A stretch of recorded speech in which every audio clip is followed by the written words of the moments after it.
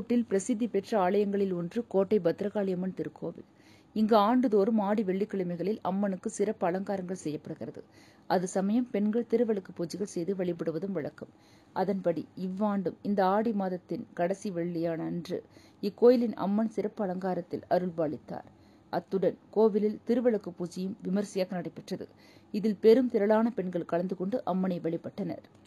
ஈரோடு கோட்டை பத்ரகாளியம்மன் கோயில் ஆடி மாதம் ஆடி வெள்ளியை முன்னிட்டு 500 பேருக்கு திருவிளக்கு பூஜை இன்னைக்கு சிறப்பாக ஏற்பாடு பண்ணியிருக்கிறோம். அது ஆடி மாதம் வாரம் வெள்ளிக்கிழமை காலையில 10 to 11 மணி வரைக்கும் கூழ் ஊற்றிட்டு இருக்கோம்.